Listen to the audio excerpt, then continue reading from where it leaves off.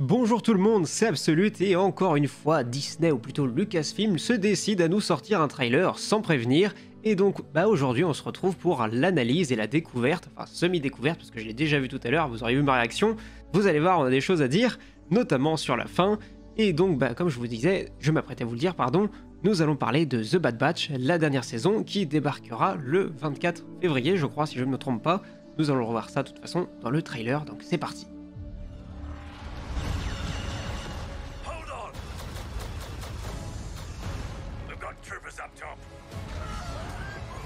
Alors autant vous prévenir, vu le trailer, comme j'ai pu le voir déjà, je pense que tout le trailer, ça nous vient de 2, 3, 4 épisodes grand max. C'est régulièrement le cas. Donc ça nous permet de garder pas mal de surprises. Arrête, un peu changé de tenue. Ça permet de garder de la surprise comme je disais, mais c'est aussi inquiétant, genre est-ce qu'ils n'ont pas suffisamment de contenu à nous raconter ?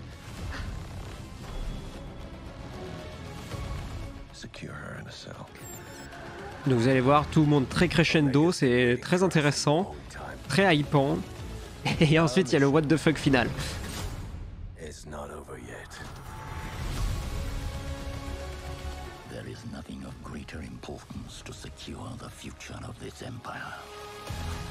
Ça c'est stylé.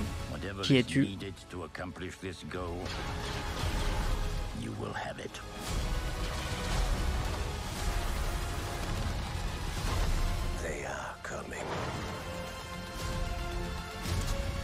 D'accord.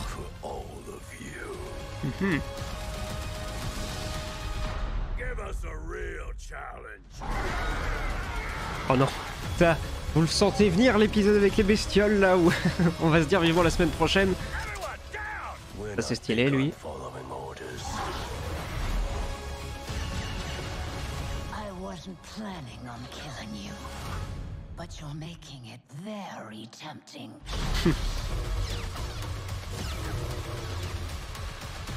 Pourquoi ?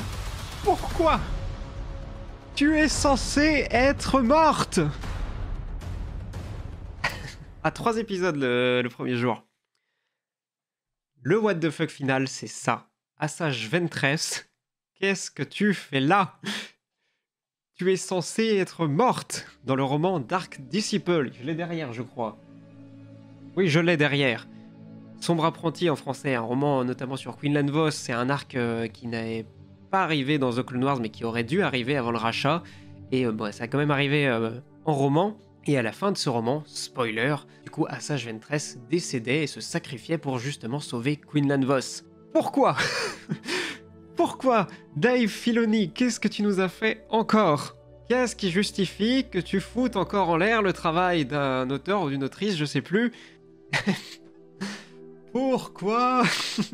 Faire Dark Vador là, non. Bref, donc on a des choses à dire. Et des choses à revoir. Mordetail. Alors, qu'est-ce qu'ils ont à nous dire ? La bande-annonce comprend de nouvelles créatures et des visages familiers, blablabla, se termine par l'apparition choquante de l'apprenticide préféré des fans devenu agent libre, Asajj Ventress. Nous aimons Asajj Ventress, c'est un personnage sur lequel nous voulions raconter davantage d'histoires, a déclaré Brad Rowe, directeur superviseur et l'un des producteurs exécutifs de la série, à StarWars.com, et il précise que son retour honorera les récits antérieurs, y compris le livre dont je vous parlais plus tôt, dans lequel le personnage a apparemment péri. Nous ne voulons rien gâcher, mais voulons que les fans sachent que toute nouvelle narration avec Ventress s'alignera sur les événements de Star Wars Dark Disciple. Ça me semble légèrement compliqué. Parce que le bouquin se passait durant la guerre des clones, il y avait toute une machination contre Dooku, et c'est Dooku qui tuait Asajj Ventress de mémoire. Donc là, ça me semble légèrement compliqué. Donc bon, encore une fois, et c'est pas la première fois, même si, alors je ne sais pas encore exactement le rôle de Dave Filoni, si ce n'est qu'il est vraiment derrière la série, mais c'est pas lui le réalisateur, c'est pas lui qui vraiment chapeaute chaque épisode, il a quand même une influence, c'est pas que lui directement bien sûr, mais encore une fois, c'est un truc un peu embêtant.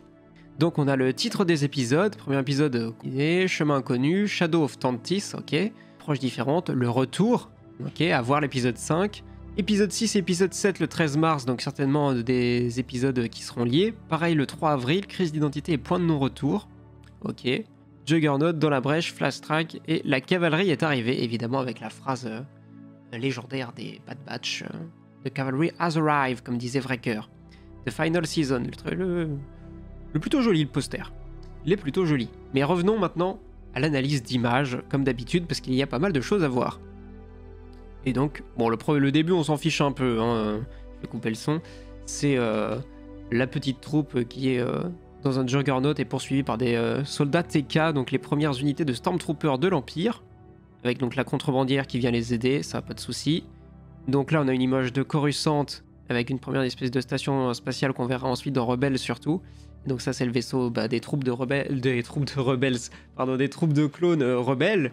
Et donc là, on a Rex qui a une tenue légèrement modifiée, une armure légèrement modifiée, puisqu'il a bien le Kama, il me semble que ça s'appelle comme ça, en bas, au niveau des jambes, mais il a plus le truc de capitaine en haut. Bon, après, est-ce que ça a un sens? Je ne sais pas. Mais petit détail à noter. Là, un truc intéressant aussi, c'est qu'on va faire le lien avec le tout début de The Clone Wars, puisque ce décor, c'est celui de la planète Tess qu'on voyait dans le film, la deuxième grosse bataille après celle de Christophe VI, pardon. Donc à voir ce qu'ils auront à raconter là-dessus. C'est aussi là qu'on voyait Asajj Ventress pour la première fois de mémoire. Donc c'est plutôt intéressant comme clin d'œil. Là, on a ensuite un vaisseau de la République ou de l'Empire, ça dépend, qui s'est crashé. Je sais pas si c'est Omega, qu'on voit, et il y a Crosshair, donc on peut imaginer peut-être une évasion ou quelque chose du genre. Je pense que c'est Crosshair en bas, ici, là. Il est en là Omega. Bien sûr, Tech qui se sacrifiait dans la saison précédente. Là, on va certainement avoir l'influence de l'Empire sur des mondes éloignés. Donc là, on voit qu'il y a plein de soldats. C'est des soldats? Je sais pas, attendez. Non, ça a l'air d'être une population civile qui court dans tous les sens avec un débarquement de soldats. Et donc, on a l'espèce de sniper qu'on verra plus tard, là. Est-ce que c'est un Crosshair, un clone de Crosshair? Quelque chose du genre, à voir. En tout cas, ici apparente. Et donc, on a tout un tas de personnages qui nous parlent du fait que Omega a été emprisonné très longtemps. Donc, il y a certainement peut-être un gap de quelques mois, quelques années entre les deux saisons. Et donc là, on va surtout se concentrer sur le mont Tantis, j'imagine, où l'Empire a de nombreux projets secrets, et notamment technologiques ou scientifiques. Donc là, on revoit Omega qui est escorté par des républiques commandos. Pareil, Crosshair, est-ce que ce sont des clones aussi? Je pense aussi qui sont accompagnés par des républiques commandos, là encore. On retrouve Scorch, encore une fois, ou Nitro, et le docteur Hemlock, cri enfoiré. Donc ça, c'est la clone de Omega, de mémoire, si j'ai pas oublié le cliffhanger de la fin de saison d'avant. Et donc évidemment, la Bad Batch va se mettre en direction de Tantis ou de Wayland pour aller la secourir.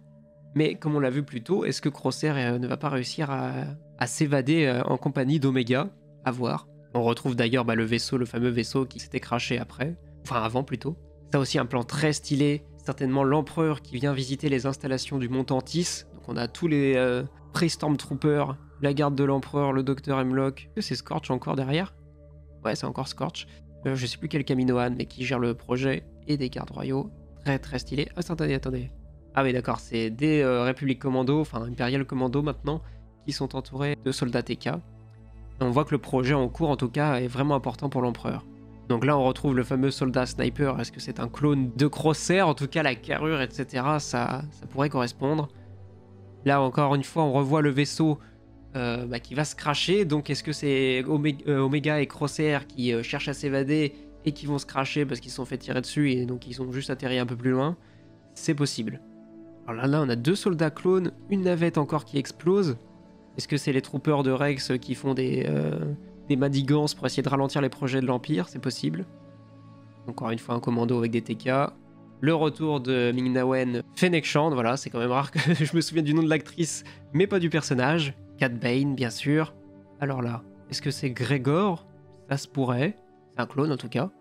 Ça c'est intéressant. Le voilà enfin, le fameux commandant Wolf, qui va certainement se retourner contre ses pairs. Il y a encore des soldats clones, visiblement. Forcément, il y a Wolf, mais aussi des soldats clones normaux qui les accompagnent. Ce que je trouve intéressant là dans cette scène, c'est qu'il y a un clone commandant Wolf, et des clones normaux, ainsi que des soldats TK. Et qu'est-ce qui justifie qu'il y ait autant de soldats d'unités différentes dans ce passage-là? Est-ce que c'est le trailer qui nous ment, avec un personnage qui essaye de les avertir, etc., et qui pourrait leur permettre de se retourner contre l'Empire? À voir. On voit un Rex aussi très motivé, très déterminé. Echo, alors ça doit être encore... Est-ce que c'est Hauser?